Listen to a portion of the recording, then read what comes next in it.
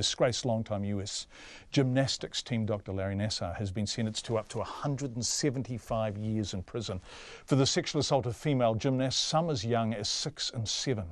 Over the past 7 days, a Michigan courtroom has heard from 156 victims, including Olympic gold medalists, in what's been described as the greatest sexual assault scandal in US history. Now, as Bridget Burke reports, there are calls for representatives from Michigan State University, USA Gymnastics, and the US Olympic Committee to resign. Nassar's victims say the three organisations knew about his offending, but were too slow to act. Dozens of Larry Nassar's 156 victims gathered in court today demanding answers after the former doctor was sentenced to up to 175 years in prison for sexual assault and molestation. But this is bigger than him. This is way bigger than him. This is about the institutions that protected him. And to reiterate all of the statements that have been said before me, everyone in the world should be outraged right now. And if you aren't, you should examine why. Because if you aren't as outraged as I am, you should ask yourselves why.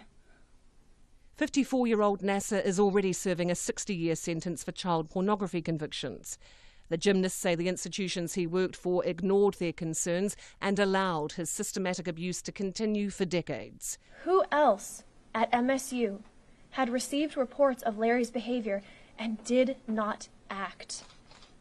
Who else helped contribute to the greatest sexual assault scandal in history? Nassar was led into court today shackled and wearing a blue boiler suit. One of his victims, Kaylee Lorenz, who had earlier given a victim impact statement, said she felt sick being in the same room. I feel nauseous, even standing in front of you.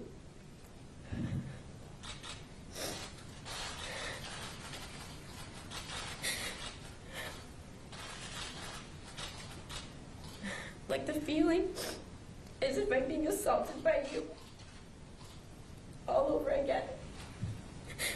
Another victim, Rachel Den Hollander, was the first of Nassar's victims to speak out publicly about his offending in 2016. And this is why I pity you.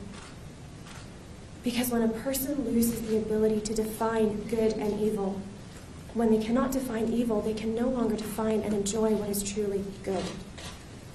When a person can harm another human being, especially a child, without true guilt, they have lost the ability to truly love. In court today, Nassar read a statement turning to address his victims who had gathered for his sentencing. Your words these past several days, your words,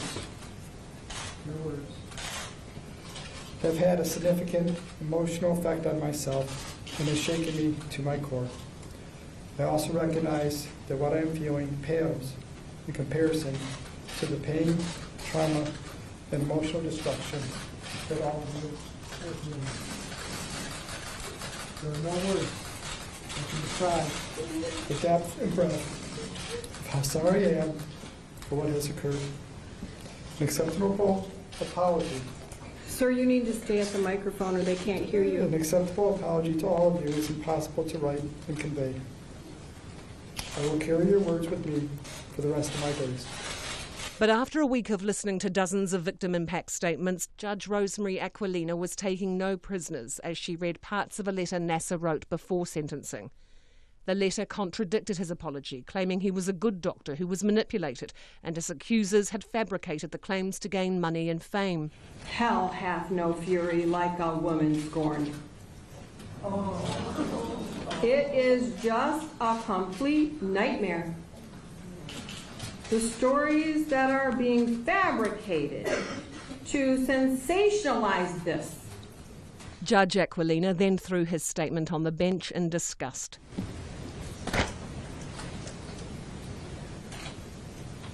And you survived the 60 years in federal court first, and then you started my 40 years? You've gone off the page here as to what I'm doing. She told an expressionless Nassar she was sentencing him to 2,100 months in prison, 175 years. I just signed your death warrant. I need everyone to be quiet.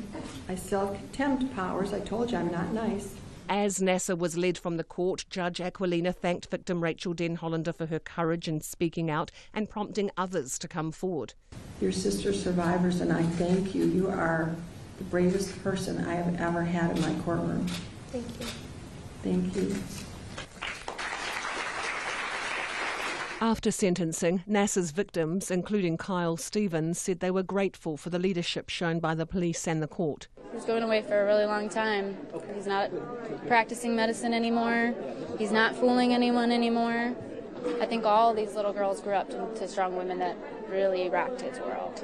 3 members of the US Gymnastics Board have resigned this week over the scandal, and there are calls for the president of Michigan State University, where Nassar worked for nearly 20 years, to also resign. For Checkpoint, Bridget Burke.